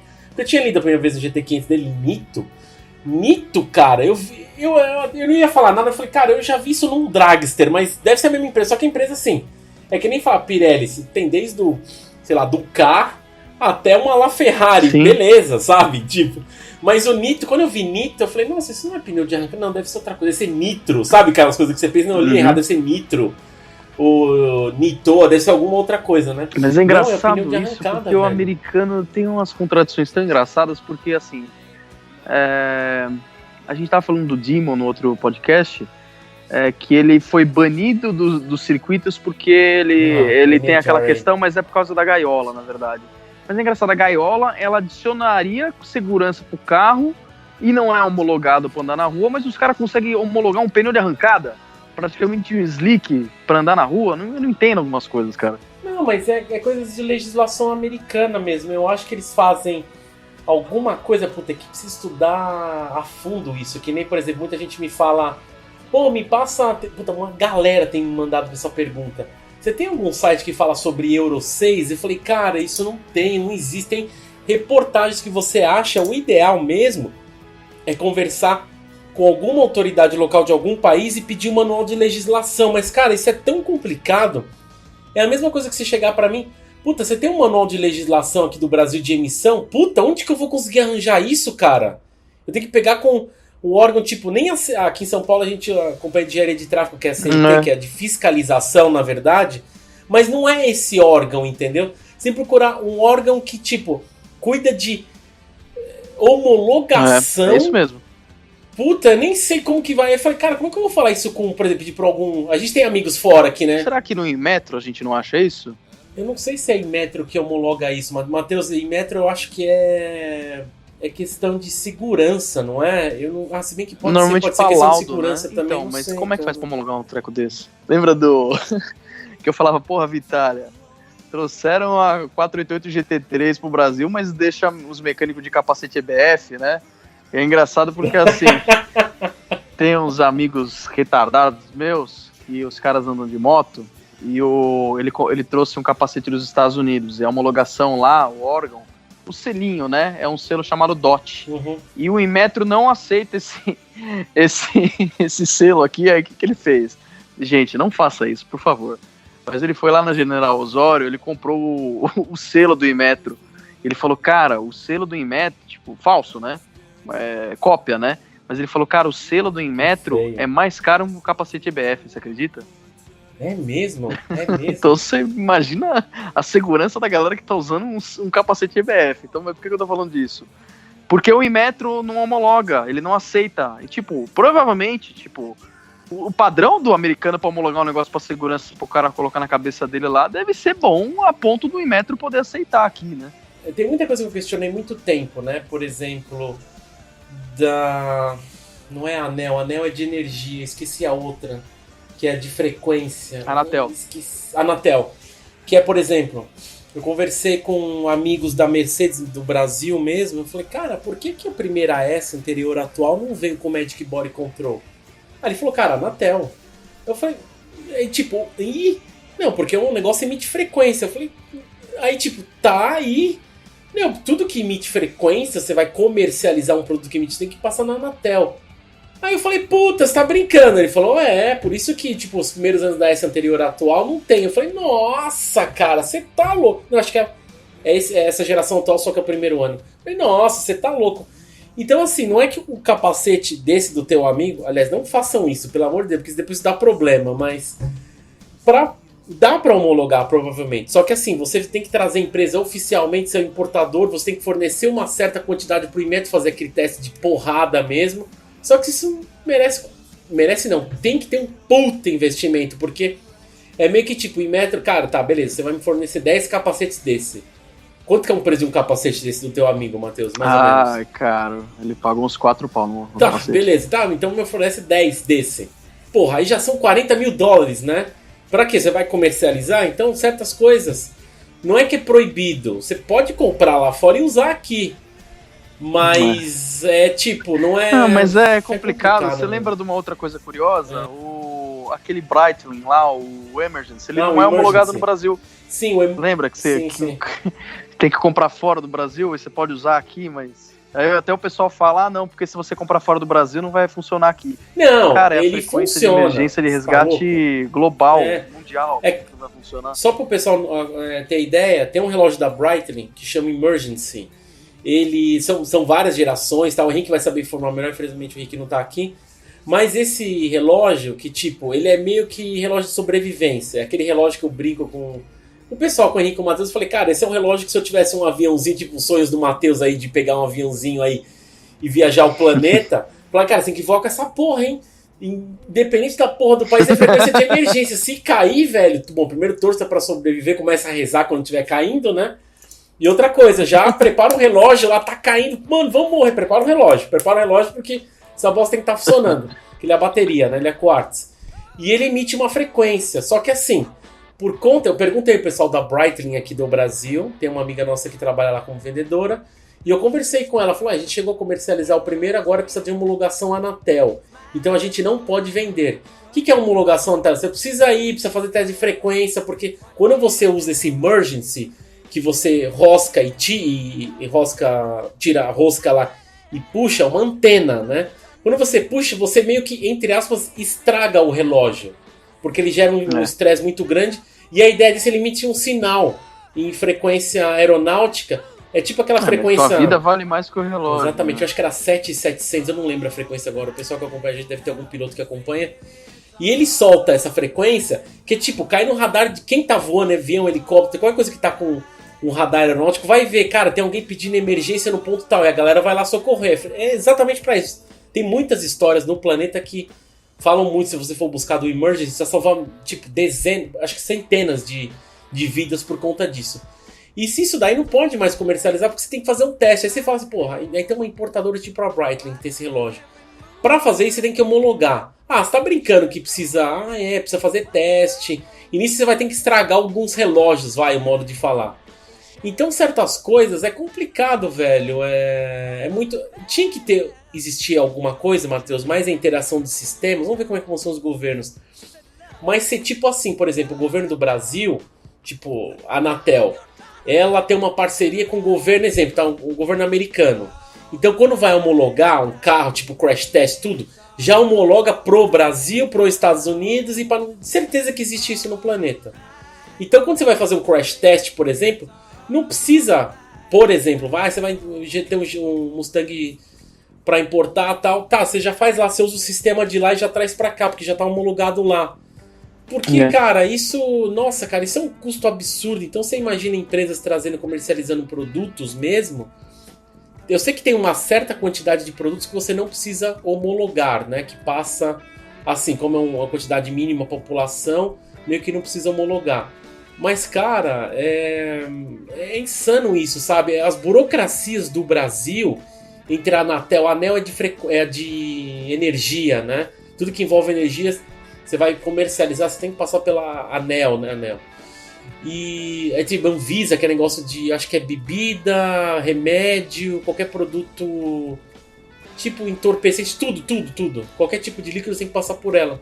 Cara, infelizmente isso, Matheus, você tá voltando lá pro GT500, homologar esse negócio do pneu, cara, deve ter alguma coisa de acordo entre estados, eu não sei, cara, que tipo, esse pneu não pode oferecer perigo, desde que se você, tipo, tenha um modo em que... Vou dar um exemplo, tá? Não deve ser isso, mas eu não duvido que seja também.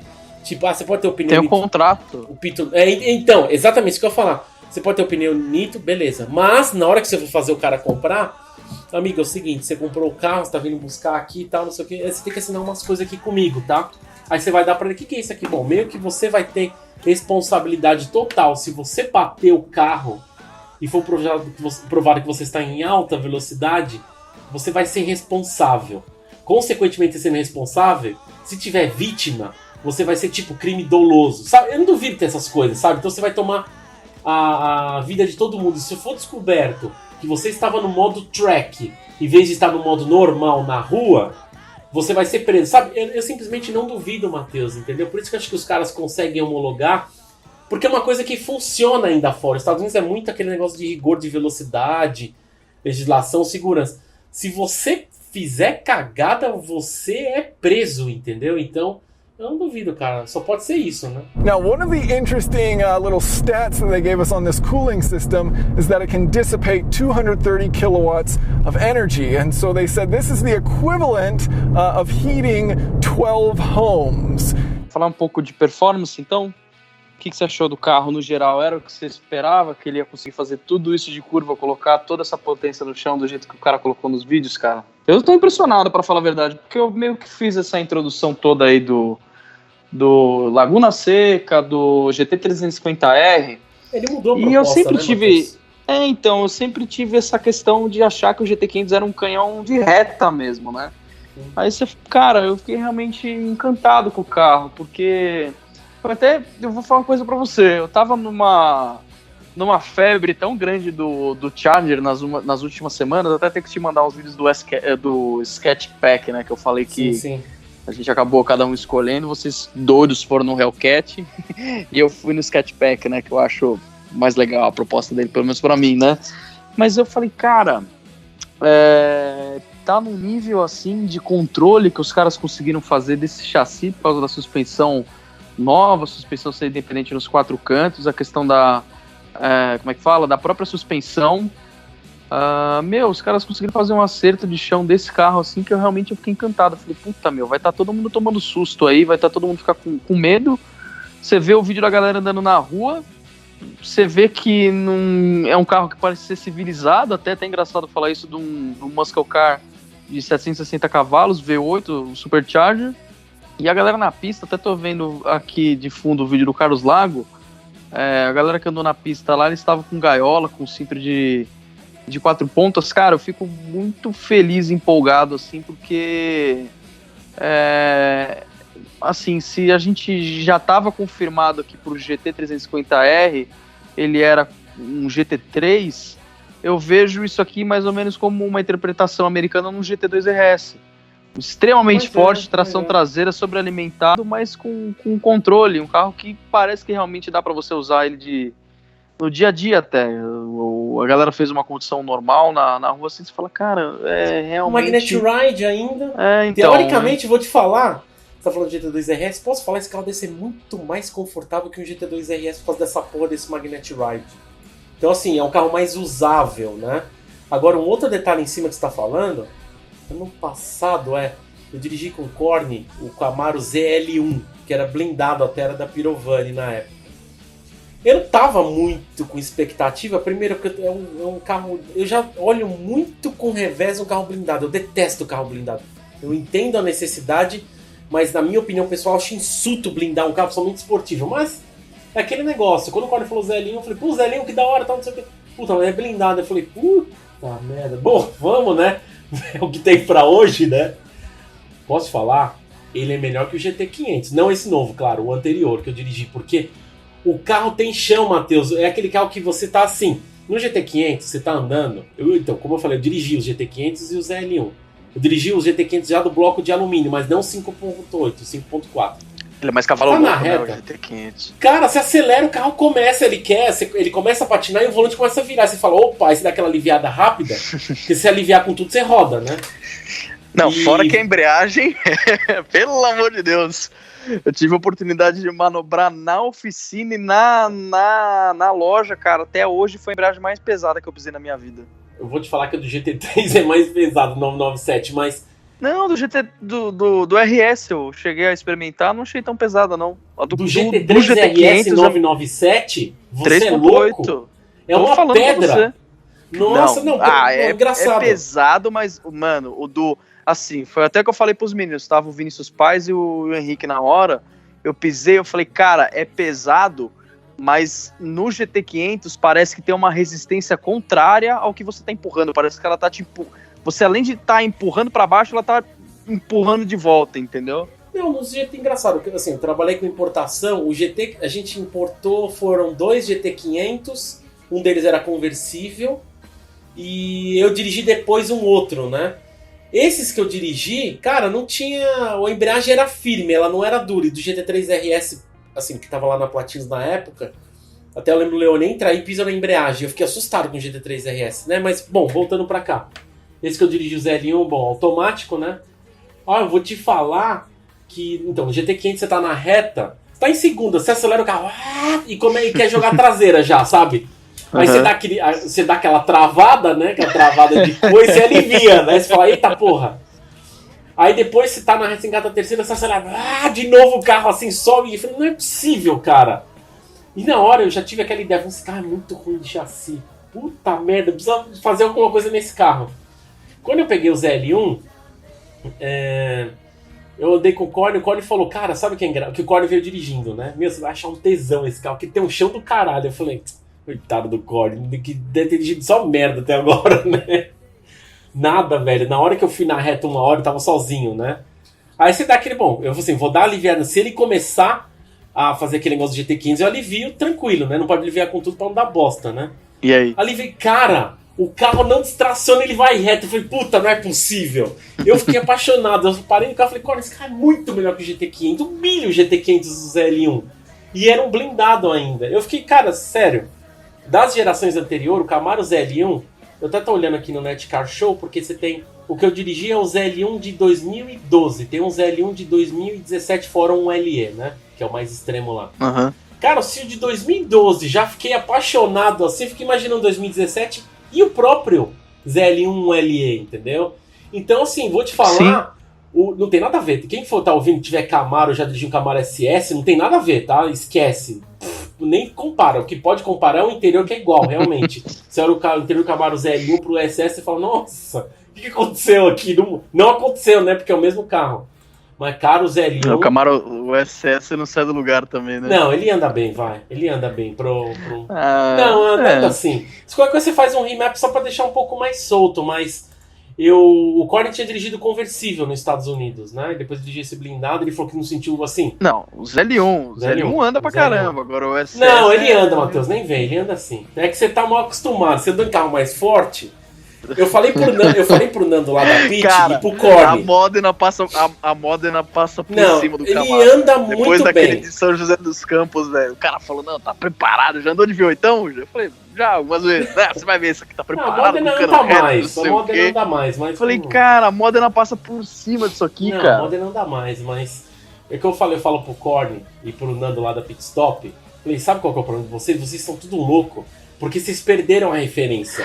Porque o Corne depois do 911 Turbo e o Nando, né, que eu andei com o Nando com o Turbo S991 1.2, eu falei, cara, é que assim, depois na Cayenne Turbo, eu falei, cara, vocês são tudo louco. É que vocês perderam a referência. Vocês falam, o carro é fortinho. Que fortinho, velho? fortinho, puta de um dragster do caralho. Mata criança, mata neném. Mata criança. Porque... Uma... Não, a Caína acelerei e falei, o neném desmaiando com a força G na cadeirinha. Daqui a pouco o neném com a cabeça baixa, tadinho, o neném tá dormindo. Dormindo caralho, porra. Você fez um cretino lá desmaiar, entendeu? Você fala, nossa, meu filho é impressionante. Repara nessa frase, muita gente vai falar, nossa, meu filho é impressionante, ele entra no meu carro e ele já dorme. Aí você vai falar, o quê? Você desmaia o filho da puta toda hora, entendeu? É foda, velho. Não, quando eu falei com o Nando, eu saí do carro aqui, o que você achou da KN? Nossa, você é louco, mata a criança isso aqui. É foda, velho, é que...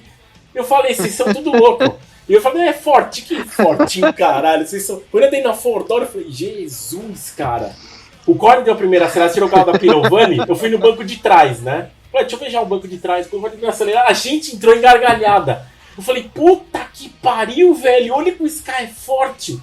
É insano, velho, é foda. É que assim, a galera perde a referência. Eu achei engraçado, os caras é fortinho caralho, velho. Eu vou te falar o que é fortinho, pra você ver só. Mas deixa eu complementar algumas coisas antes da gente... Não, é capaz do cara falar, descer do carro falando meio pedal. Mas eu nem tava acelerando tudo, tava o teu cu, sabe? Falar pra ele assim. Mas algumas coisas, tipo, Doug Demore elogiou bastante o GT500, né? Apesar do acabamento, ele elogia muito, mas ele fala muita questão do acabamento. Quando é um carro de $100 mil, ele fala, você espera um pouco mais. O Matheus falou aí da questão do fibra de carbono com plástico, né? O americano tem um pouco isso. Mas vou te falar, Matheus, o americano melhorou bastante, sabe? Ele evoluiu demais, cara, perto do que eram as carniças da década de 80, 90, sabe? Com certeza. A gente vive outro momento. E o próprio Doug Demore fala que ele trouxe a questão do ZL1 e do Hellcat Red Eye, né? Ele fala que assim... Como o carro é o melhor all-rounder, né? Tipo, pra toda ocasião, né? Ele quer dizer. Eu teria, velho, o GT500, mas assim, é que o Hellcat, é o que o Matheus falou, ele tem e eu já tinha comentado também, ele tem mais a alma muscle, sabe? Então, é um carro, tipo, não mexe com o Hellcat, que eu gosto muito dele, sabe? Essa é a proposta do Challenger. Então, exatamente, você tá esperando, eu teria o GT500, eu teria fácil o Red Eye. Puta que pariu, o primeiro carro americano assim. Nossa, velho. Mas não faz como que se foda. Vai ter a ACR, hein, que eu falei.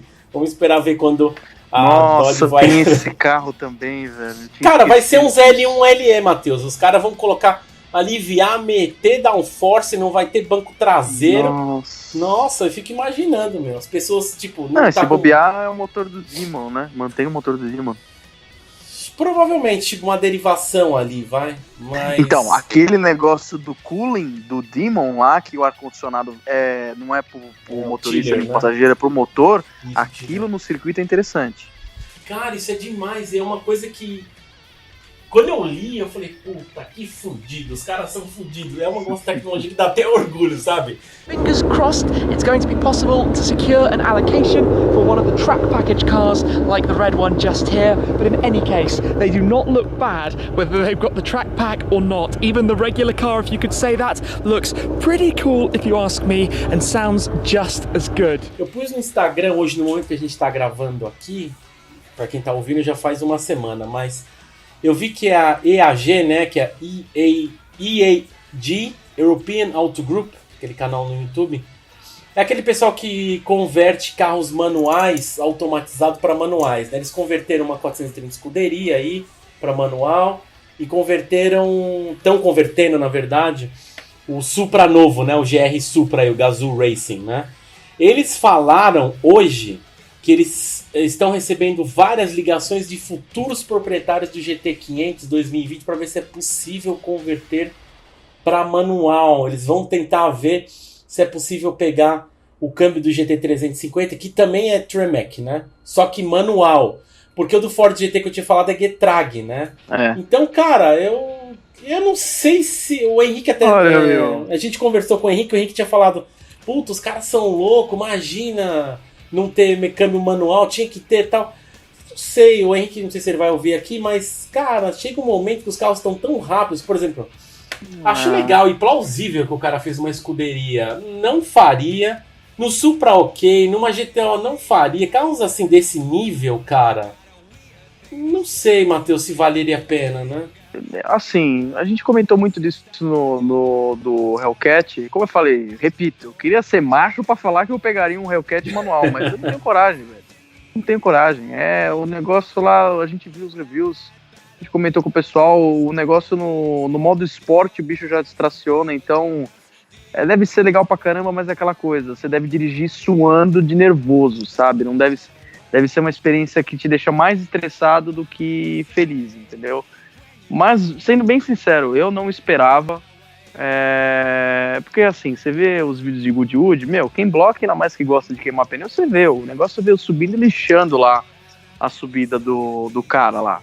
Você fala, puta, esse negócio vai ser meio maluco, descontrolado, mas vem os vídeos, cara, principalmente do Carlos Lago, tudo bem que o Chimia andou com o piloto, mas piloto é aquela coisa, você dá um prédio na mão do Chris Harris, é capaz do Chris Harris fazer drift com o prédio, entendeu? Uhum. Então o piloto é um outro nível, mas você vê, tipo, realmente, o Carlos Lago andou forte no vídeo dele, você vê que ele tá realmente forçando o carro. Um controle desgraçado, sabe, um chão que você fala, a frente que era realmente, grande questão, realmente né? Eu falei, isso aí é tudo o que eu gosto no GT350R, que eu já achava absurdo, porque, de novo, é um Mustang, você não é engraçado pro entusiasta, tipo, caraca, o carro realmente consegue fazer isso. Mas, tipo, é um GT350R muito mais forte.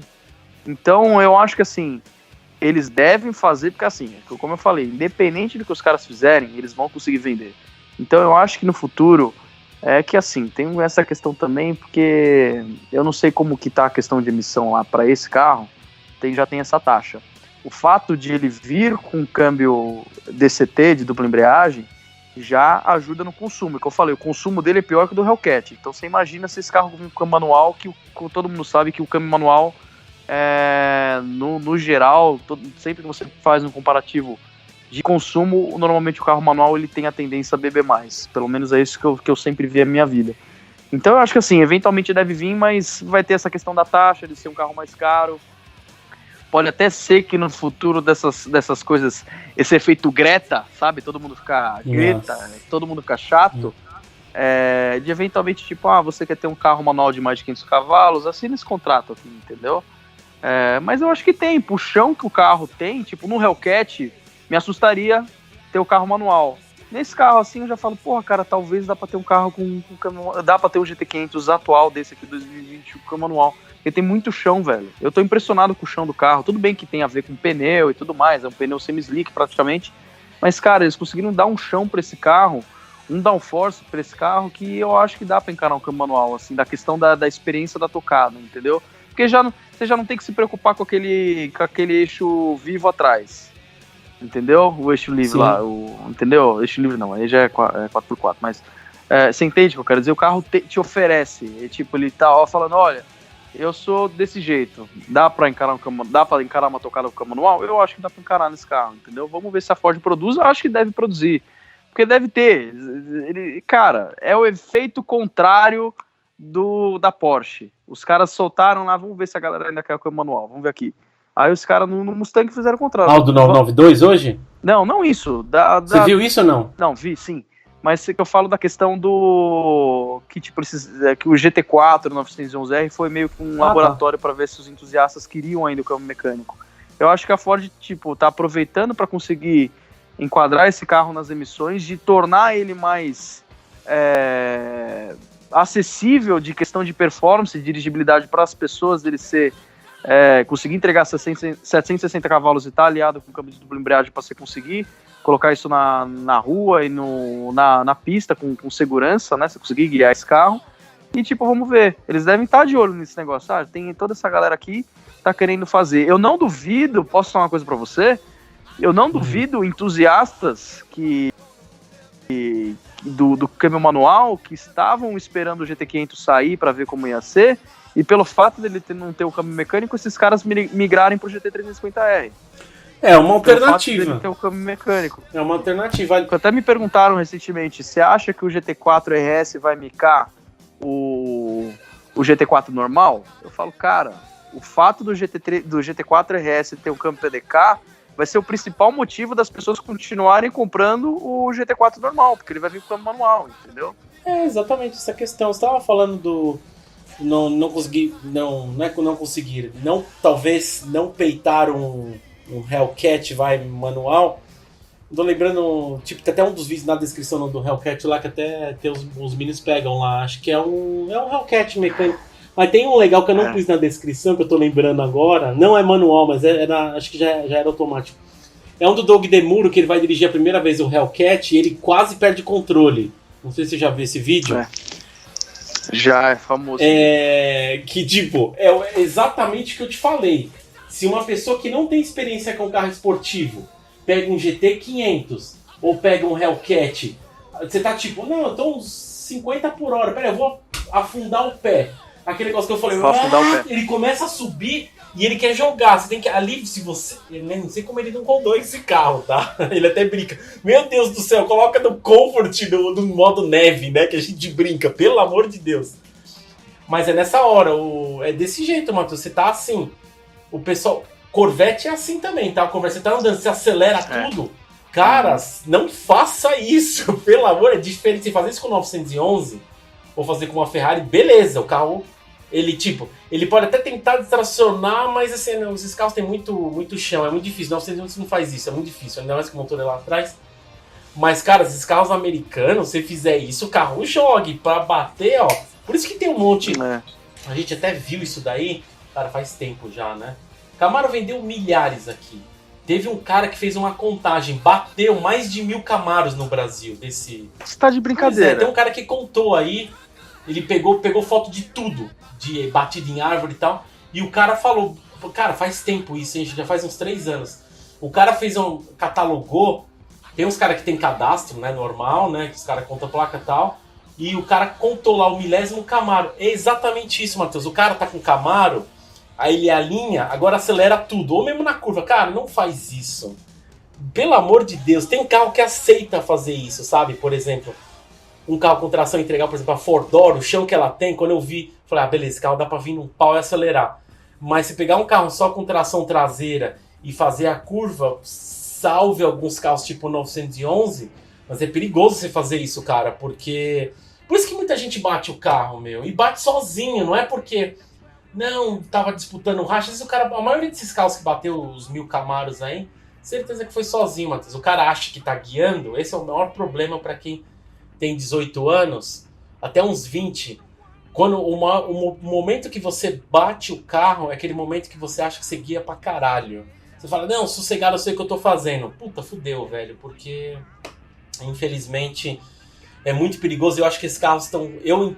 Eu sou a favor daquilo, acho que foi o Mr. JWW que falou, eu não me lembro. Ou foi o Chris Harris que falou que é a favor de uma carteira especial para esse tipo de carro. Ou talvez o Matt Farrell falou. Na Inglaterra é assim com moto, né? É assim né? com moto?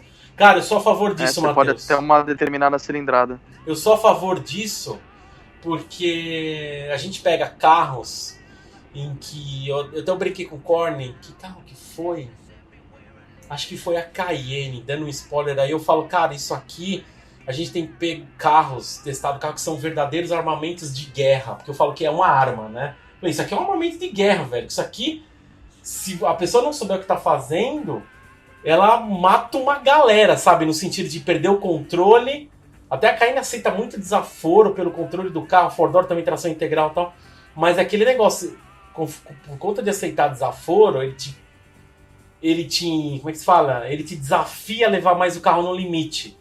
Certas coisas, você sabe que tipo uma Cayenne faz, se você ir no limite e tal, não sei o que, esse carro faz muita curva, mas é aquele momento que você vai no limite e fala, beleza, eu sei que o carro vai até aqui, então eu tenho uma margem muito boa, mas não dá pra ficar, não, acho que eu consigo um pouco mais, cara, na rua não dá, velho, porque eu nunca tive, graças a Deus, nenhuma surpresa e pretendo não ter, porque até eu falo, se for pra bater um carro, acho que todo mundo tem que bater um carro, não tô desejando isso, mas todo mundo tem que ter uma experiência dessa, pra você saber que tudo tem um limite. Tomara que você tenha isso o mais próximo do momento que você tira carteira, habilitação, até uns 20, 22 anos, para exatamente você ter um limite, entendeu?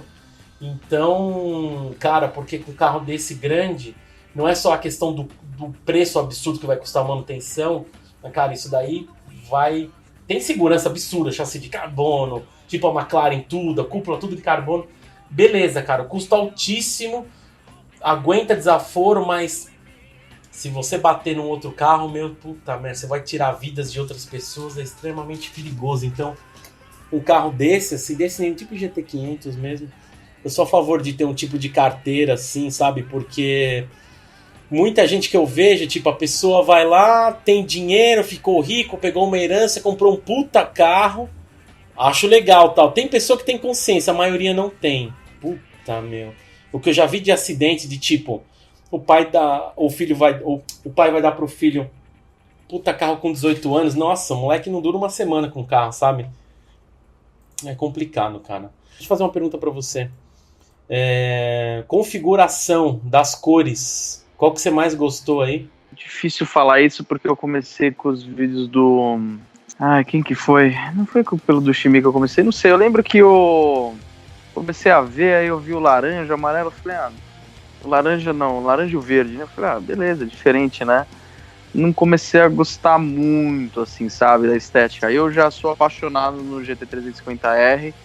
Eu acho o GT350R mais bonito. Até o Jay Leno fez um comentário que talvez eu faria no meu se eu tivesse um GT350R, que seria colocar essa asa do GT500, né, de carbono, que é do GT4, colocar no GT350R. Não sei, talvez quebrasse a harmonia do design, que eu acho bem bonita a asa do GT350R. Mas, assim, de estética eu não gostei muito da dianteira. De perfil, carro maravilhoso por causa da própria linha do carro, dessa linha tradicional dessa geração do Mustang. Das rodas, eu acho as rodas maravilhosas. A traseira eu acho maravilhosa, mas a frente eu acho meio feio, too much, assim, sabe? Aí eu falei, puta, nessa cor assim tá muito chamativo, tá parecendo uma coisa meio aftermarket. Aí já mudei pro vídeo do Jay Leno, o carro que o Jay Leno testou é todo preto. Era essa a minha escolha. Assim, esconde tudo, eu falei, nossa senhora, porque era isso. Se eu tivesse que ter um GT350R, eu acho que ele seria todo preto. Porque a roda do GT350R, ela é de carbono, mas ela é pintada de preto, mas você ainda consegue ver a onda do carbono. Puta, é maravilhosa, velho. Eu preciso ganhar na Mega, puta merda, eu preciso ter uns carros desses. Eu teria preto. O do Jay Leno eu vi, eu falei, nossa senhora, eu falei, esse eu teria, era isso que eu teria. O do Jay Leno tá perfeito, nossa, o do Jay Leno tá perfeito. Esse do Jay Leno. Mas tem, no vídeo do Shimi apareceu os 3 azuis, tem um que chama Kona Blue, tem um que é o Performance, né, que é o padrão, que você consegue colocar em todos, e tem um outro, assim, que ele é um pouco mais claro, assim, ele é bem bonito, assim, mas eu vou falar pra você, o vermelho com faixa branca, assim, das opções com faixa, o que eu achei mais bonito foi o vermelho com faixa branca, que é o rapaz do Redline Reviews lá, muito bom. Cara, eu tava pra fazer uma reflexão, não sei se você já quer finalizar, se tem mais coisa pra gente discutir. Não, eu já finalizei aqui, manda você. Assim, que tem muita gente falando dessa questão do preço, o próprio C8 Corvette novo aí, ele tem aumentado de valor de um tempo pra cá, do lançamento pra cá, a Ford ensinando a Chevrolet a como atrasar a produção do carro também, né, com os probleminhas de entrega aí, gente achando que ia passar o Natal, Ano Novo com o Corvette novo, mas vai pegar lá pelo Carnaval, isso lá fora, né. Cara, assim, eu sempre falei, o pessoal fala, porra, por que o semipista é tão mais caro? Por que um GT3 RS custa o dobro de um Carrera S, ou às vezes até o dobro do preço de um Carrera GTS? Cara, eu sempre falei, o segredo, a grande mágica do semipista, ela tá onde você não enxerga, que é a redução de peso, a questão da suspensão, que é praticamente carro de corrida calibrado para rua, questão de aerodinâmica, que eles trabalham por debaixo do carro, um monte de coisa, componentes mais especiais. E assim, fazendo essa relação que o semipista você não enxerga onde está o valor, é mais ou menos essa coisa nesse carro americano de alta performance. Você vai ter um puta no motor, agora você tem tecnologia, que foi o caso que a gente falou no Hellcat, da questão de todos os modos de pilotagem, as informações que o computador de bordo te passa, todas as configurações que você consegue fazer pela tela central do Hellcat, do próprio Challenger, do Charger. Aqui essa tela toda configurada de todos os modos, você muda umas coisinhas de cor ali também, isso é frufru, mas é um outro recurso que tem. Cara, toda a calibragem de eletrônica que eles fizeram de passar por todos esses modos, o Line Lock lá que a gente não falou também, que a gente falou do drag, da questão dele, do modo drag lá de amaciar, entre aspas, deixar mais macia a suspensão traseira para ele ter uma tração um pouco melhor. Tem o Line Lock também, que é aquele sistema que ele bloqueia os freios eletronicamente dianteiros, né, para você fazer um borrachão para esquentar os pneus antes de uma arrancada. Então, tipo assim, cara, eu tô vendo uma baita de uma plataforma, que é essa plataforma nova aí do Mustang de 2015 pra cá. Tô realmente impressionado com o carro, sabe? Acho que tá oferecendo, assim, performance europeia com essa pegada americana mesmo. É bem clichê falar isso, mas acho que é isso mesmo. O carro realmente, tipo, o topo do Mustang, que sempre foi o GT500, tá no nível de carro europeu, acho que agora, entendeu? Só que tem essa questão que você fala, poxa, com esse preço muito caro, esse porta-copos, tudo esse plástico, que essa coisa nojenta aqui, eu não gosto desse acabamento branco do banco. O do GT350R é tipo uma fibra ali, não sei explicar, acho que assim, quanto mais simples for, às vezes fica menos feio do que esse carbono com contraste de plástico, couro com contraste de plástico.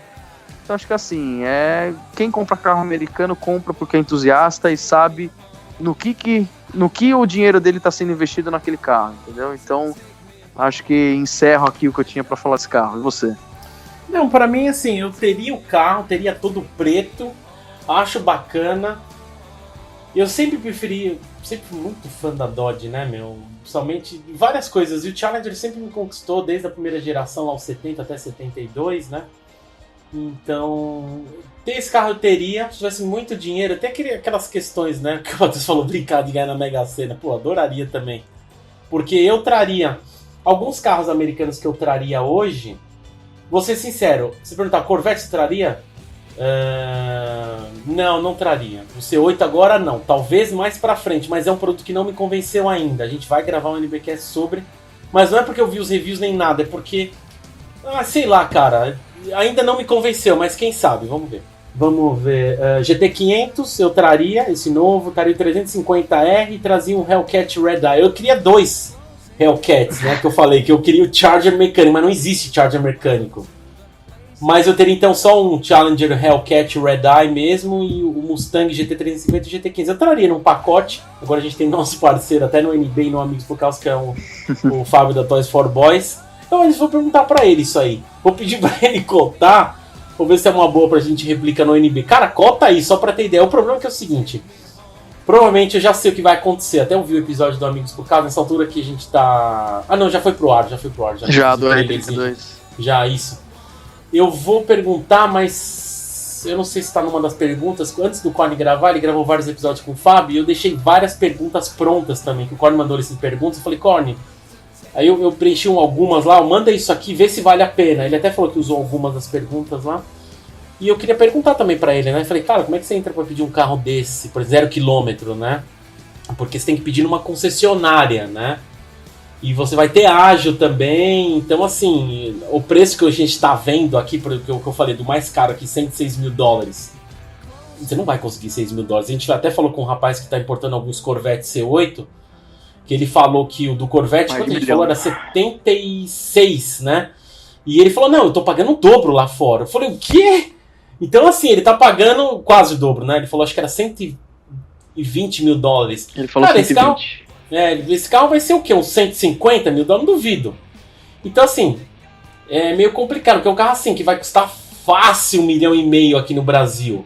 Eu posso até pedir pro Fábio cotar, só que vai ser aquela coisa, talvez a gente nem consegue escolher, porque montadoras geralmente fazem configurações padrões, né? Tipo aqueles pacotes, né? Cara, a gente tem a pronta entrega. Falou que o Track Pack é limitado vai ter também, produção, né? Limitada, né?